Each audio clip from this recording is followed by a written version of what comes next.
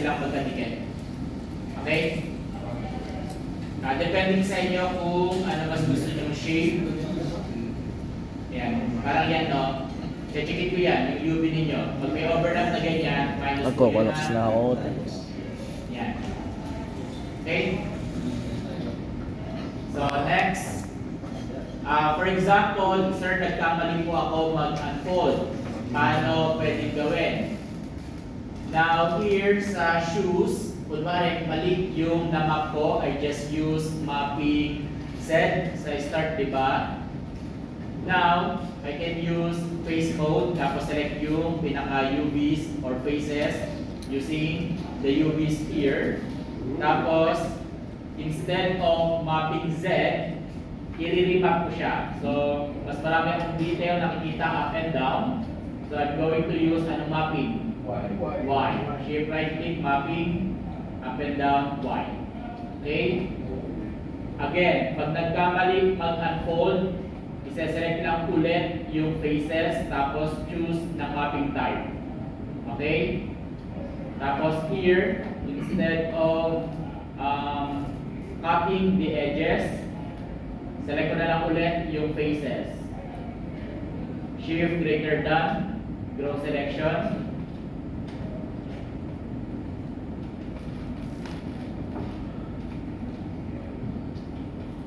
Okay, verify, and then I will use mapping white again. Shift right click, mapping white. Okay, so na-separate ko na yung top portion ng shoes tsaka yung actual soles. Okay, now this time, since red siya, we're going to flip. If I'm going to use flip U, okay, tama naman, naging blue. However, hindi tama yung magkatapat. If I'm going to select these UVs, tapos itong UVs sa taas niya, magkaibang paa. Okay? So, if you're going to unfold yung pinaka-soles, it is better to use yung flip V para up and down. Okay? So that yung mga UVs dito, siya rin yung UVs sa taas na portion. Kita? Nakuha? Okay. And then, select them, unfold. So dito, yung soles, hindi naman importante, okay lang naman yan. Pero if you want to have designs dun sa top portion ng shoes, dapat mas malaki ka. Okay? Yan. Resize lang natin sila. Later ko i-layout ng maayos ha. Now, for the hand, so yung initial mapping na ginamit natin ay Z. So, we can see most of the details sa taas, tsaka sa ilalim. Ano gagamitin? Y. So, I'm going to hold right click, face mode. Select ko yung faces. Tapos, remap ko lang. Shift right click, mapping up and down, Y. Tapos, right click, UV. Double click, shift, double click, W set aside. Tapos, it's up to you if you want to separate yung pinaka-palm portion. Tapos, mag-mapping, Y na lang ulit ako.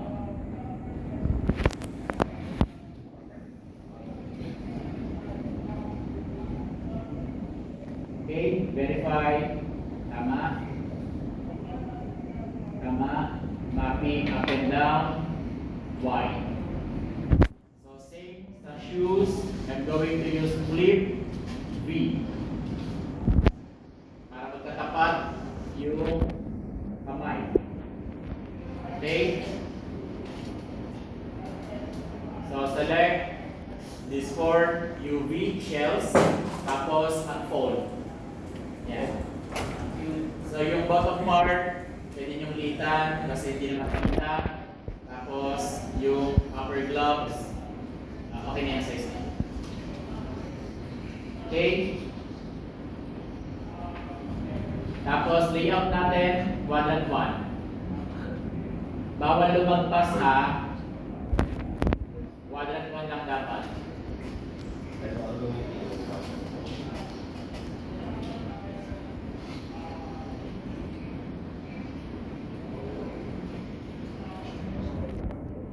kayo tamad ha, kailangan siyang i-layout ng maayos. Ano daw? Nung unang panahon ganyan na siya, so tanggapin na lang natin. Oo. Ganyan siya ginawa eh. Parang pang ano lang talaga siya. Tawag ito, parang scratch area. Alam mo yun sa artwork. Sir, paano po yung mga high-risk na model? Lalakihan mo na lang to instead of 1024 gawin mo 2048. Pero yung layout niya, dito lang talaga sa kwadro.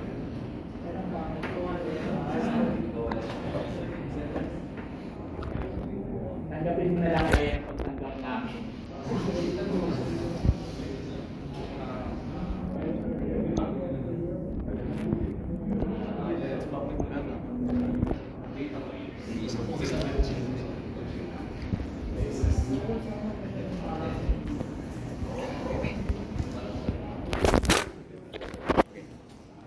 Tapos mamaya pakita ko yung photo map at zero ang mga gagamit ng photo map. Kaya ko nagkukulas ka ngayon. Nakahinga na konti, pero kante.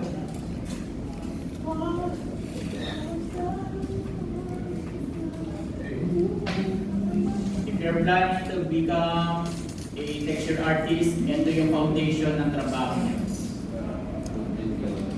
Ano? Texture artist. Sino ba magta-texture? Ikaw? Yan. Pwede. Okay? Yan siya. Depende kung saan dadalhin. Tapos, if you're going to check Kaya yung history, marami ulit yan. So, ito tatlo ulit. Max career. Okay? Clear history. Minimal effort, highest Yan siya. Yeah. Okay? Yung screenshot, ayan po yung i-screenshot ninyo for next activity. Now, na-encounter na last time nung ibang student kasi medyo detailed yung balak niyang i-unfold. So, depending naman talaga sa artist kung saan siya magka-cut ng mga scenes. Pero dito, yan, parang sa akin, hindi ko sineparate yung front at back. Pinat ko siya dito sa likod. Depende sa artist yan, ha? Tapos dun sa detailed na fingers, chinap ko yung pinaka-thumb. Yan. Kasi hindi siya maliliyak na maayos eh. Tapos minambal ko yung dito para wag sila mag-overlap. Yan. Na-analyze ko ba? Yes, sir. Yan. So nahirapan yung iba dun sa head. Kapag detailed yung head, duplicate ito na. Tapos pakita lang natin yung ano, yung sira if I'm going to use automap. So ito yung proper event folding. Tapos dito sa yung model, shift right click, mapping. Tapos I'm going to use automatic map. Ayan siya. Palitan natin yung texture. I mean material. Assign yung material, para number na. Yan siya. Kaya yung sa mga magtatanong, paano mo malalaman sir kung nag-automap? Ayan, tingnan mo naman. Ilang piraso yung mga ganyan, ayun yung mga minus ko ha. Over 60, baka mas marami pa yung 60 peso. Ano kung minanwal mo yun ang ganyan? Yan, yan. Ganyan ha, matuto kayong mag-unfold. Yes, sir. Okay? So, going back. So, dito sa actual head unfolding, same din sa kanina kong ginawa. Initially here, I will select the faces of the head. Diads.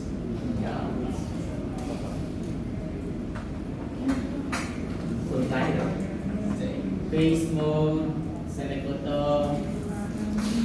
Tapos tanggal ko. Okay?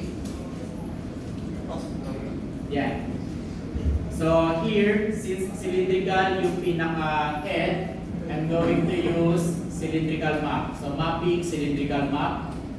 Okay? So ito yung initial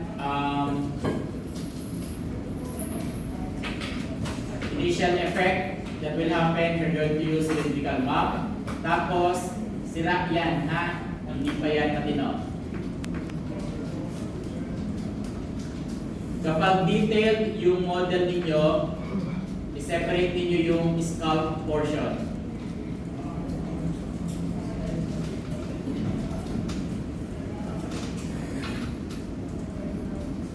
Okay, tapos taas ang gagamitin kong map. Okay. Yan. Right click UV, double click. So ito siya.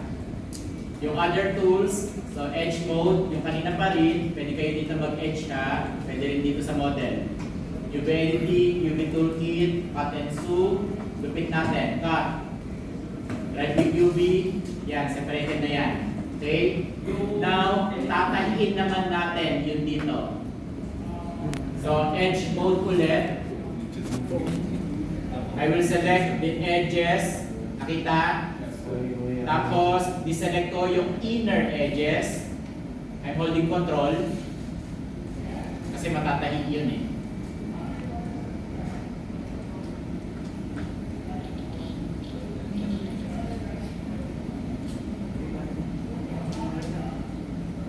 Yan.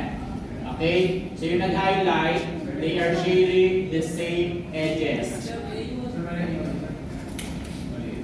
Maunggoy po eh. Okay? Yan.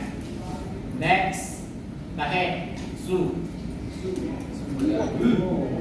Right click UV, double click, unfold.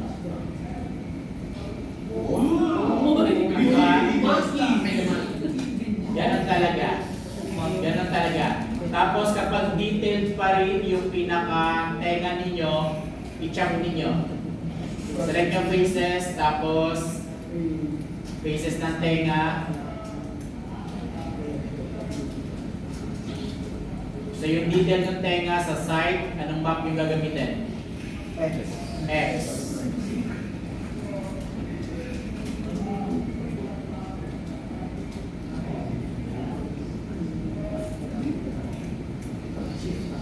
Meron pa ba?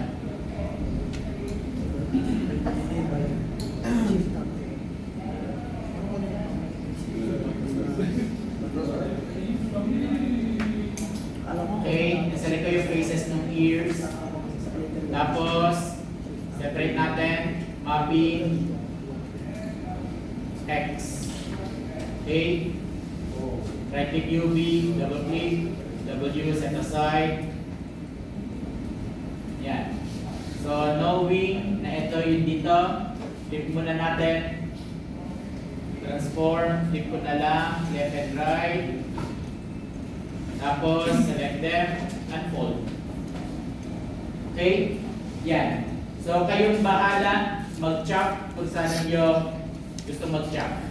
Tapos, yung normal models ng semi-high poly, meron pa talaga siya yung sa inner part, yung pinaka-mouth. So, kung sa akin, pwede kong i-cut yung afternoon lips para separate siya. Pero again, yung sa pag-unfold ko nga dito, buo naman siya. Okay? Ayan siya. Buha? Yes, sir. For your next activity,